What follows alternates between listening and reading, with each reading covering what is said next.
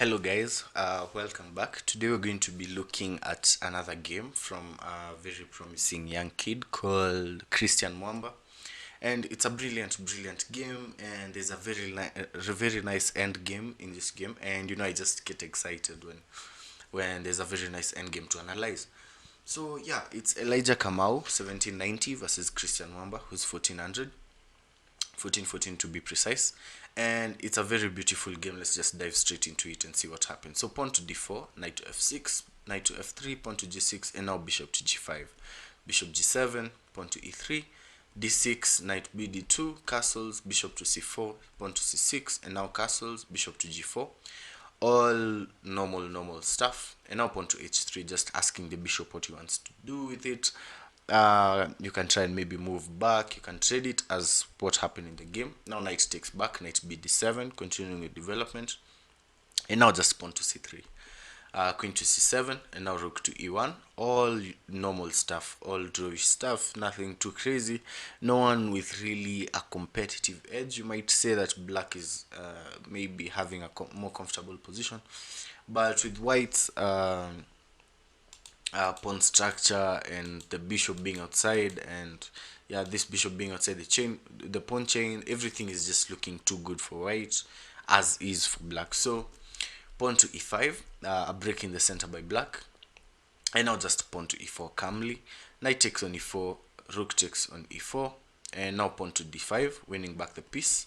Rook all the way back to e1, pawn takes on c4, winning back the piece. And now just d e5, knight e5, knight e5, bishop e5, and queen to e2, winning back his piece. Now his pawn rather, bishop to g7. Now just queen captures on c4. Rook f to e8, rook a to d8, pawn to h6, bishop to h4, queen all the way back to c8, and now the trade of the rooks, and rook to d6. The idea of rook to d6 is to maybe somehow capture on g6, because this pawn is pinned. Not too bad an idea. It's a good idea actually, considering the position is just dry. There's nothing really going on. But now just queen to e1 in this position with check, and you have to bring your queen back, or maybe you can even try and play something like king to h2. And after bishop to e5 check, which seems like it's winning the bishop, you play something like pawn to f4, realizing also a discovered attack on the queen. So now if you take the bishop, you just lose your queen. So the idea now is queen takes on h4, and now you're not yet ready to capture back the bishop, because then when you take the bishop, you lose your queen. There's an extra attack on the queen. The pawn is pinned. So here you play something like pawn to g3 first, and the queen has to move maybe to h5. Now you take back, and after queen takes, you can even in this position play even rook takes on g6 with check is playable in this position, and the game just continues. Yeah, rook takes on g6 with check, king has to go to f8. You can't really go anywhere else. If you go to h7, it's checkmate in 2. So now you bring your rook back and you continue the game in this manner. Maybe rook to d8 or rook to e8 can be played, and yeah, the game just continues. Nothing too crazy about it. So there's a long tangent here. I think maybe you can try and analyze it. Maybe if you play something like this, you can play pawn to h4, and now queen to e2 check, force the queen trade, and after rook takes with check, maybe play something like king to h3, and after this takes, you can even play, I think, your rook to b4, force the rook trade, maybe start infiltrating with your king and capture these pawns. Maybe try and promote your own pawn before black promotes his, because it's a race. It's sort of a race, 3 versus 2. But I think this idea of coming all the way here can be stopped immediately with maybe something like king to g7. But again, you have pawns. You can maybe try and start pushing those pawns and create something for yourself on this side of the board. So yeah, instead of all this, queen to f1 was played. So queen takes on f1. Queen takes on f1 wasn't played. The move that was played here was rook to e1, and now rook to d8. Queen takes on f1 with check. King takes back, and now rook takes on d8. Bishop takes on d8.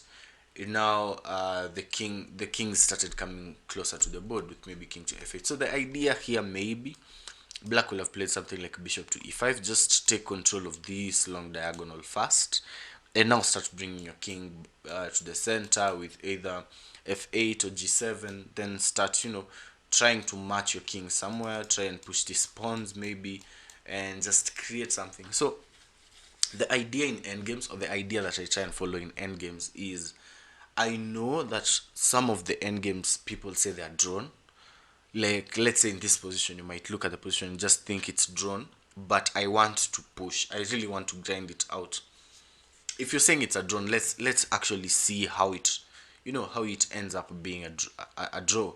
And most of the time, when you apply so much pressure on your opponents, they end up breaking, and even those drawn positions, they might blunder in some way. So instead of just playing passively and trying to maybe draw the game, actually try and push it. That's what I do. I'm not really that good in endgames, but that's my mentality when I'm playing them.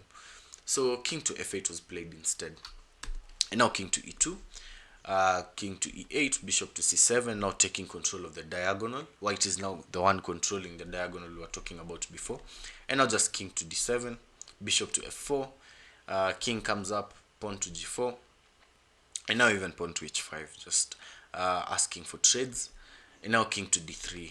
After king to d3, pawn to b5 was played. Here in this position, even h takes on g4 is playable if you're looking for a quicker way to draw, because then you can't really do anything about it. You have to take back.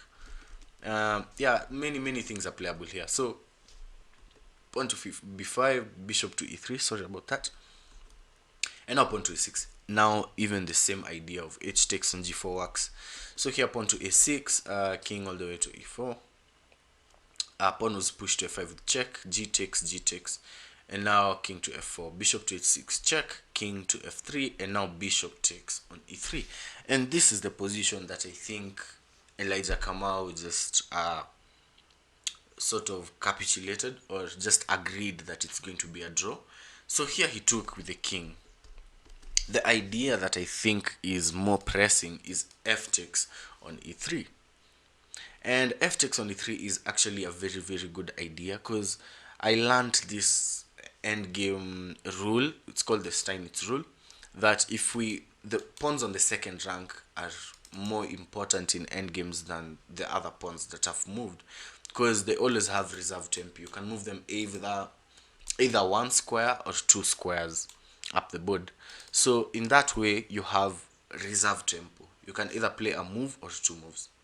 I don't know if it's clear, because let's say the pawn on c6 wants to move. It can only move one square, but us in reply, maybe the move is to play pawn to b4. We want to play maybe pawn to b4, but we know that if we play pawn to b4 it becomes a draw. We can maybe play pawn to b3 first, allow the opponent to play the move, and after they play a move, we now play pawn to b4. Okay, that was just an example. It's not ideally what's supposed to happen in this position, but that's the example of the Steinitz rule and why it's so effective. So f takes on e3, what's the idea? What if they play something like pawn to f5? We play king to f4. They play maybe king to f6. We continue pushing. We can even now play pawn to b4. Here they can't really take, because then if they take, they don't really have that many moves to play. The Steinitz rule will come in effect, because if they take, we take back, and if they play something like this, we can play even pawn to a3. You see exactly what I said. You reserve the tempo. Not even pawn to a3. Here we can even play something like pawn to e4, and even reserve this tempo further. We are going to use it to zugzwang him later, because here you have to trade the pawns, and after he trades the pawns, maybe takes, we start coming with our king all the way to this side of the board. We can even play something like pawn to a3 at some point. Even now pawn to a3, if we come and they start coming too close, we can even try and attack this. I mean, the ideas are so many. We can try and come to this side, and after they try and maybe cut us off from capturing this pawn, we can always shoulder him and come to maybe to e5, come to d6, and try and undermine these pawns on the queen side. So the ideas of playing that reserve TMP are very important in endgames. So in pawn endgames, to be specific. So pawn to a4 is the idea that should be played, and now pawn to h4. We just continue minimizing the options that black has, and we just continue to look for ways to zugzwang him.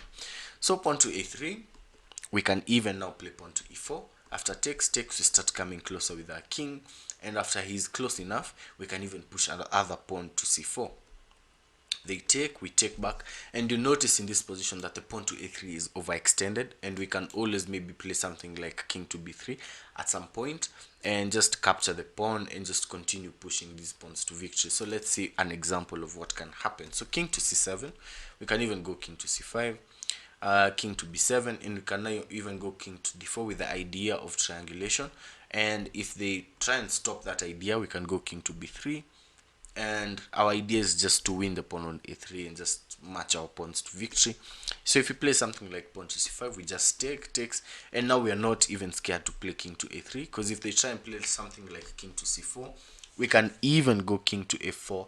And you notice the position, if it was now white's move to play, it could be a draw, but because it's black, we can always run away from this this opposition.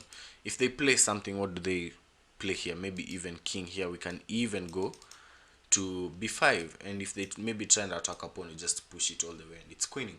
So that's the idea that was in the position with f takes on e3, and this is the idea that I think I could have played.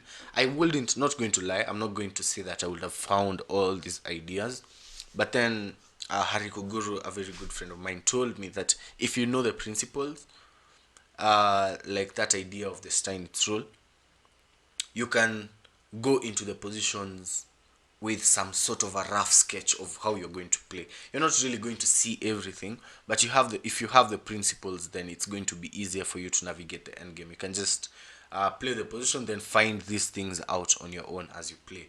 So yeah, this was the idea that I think could have been played, but king takes on e3 was played, and now from here it's just a complete draw.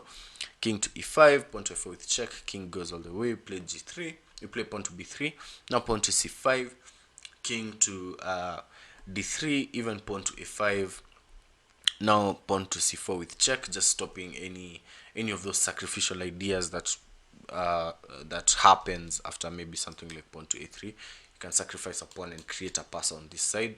So instead of all that, he just played pawn to c4 with check, pawn takes with check, king moves again, just completely drawn. And after this position, this was the final position, and they both agreed to a draw. So an incredible game by Christian Mwamba, considering he's, I think, 10 or 11. Very brilliant. And now Elijah Kamau is the one who missed the ideas that could have pressed for maybe something more than a draw.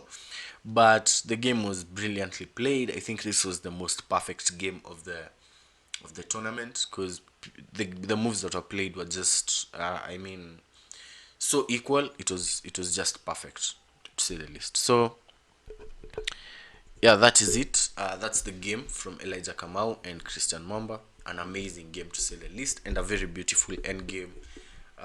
Yeah, about end games, I'm going to create a live stream, maybe today or tomorrow, and I'm going to, or maybe on Saturday morning, and we're going to analyze a lot of end games. We're going to look at games in question, maybe games from the nationals that were played, or even some of my games that had beautiful end games. And yeah, we're going to try and see what are these things that we keep talking about.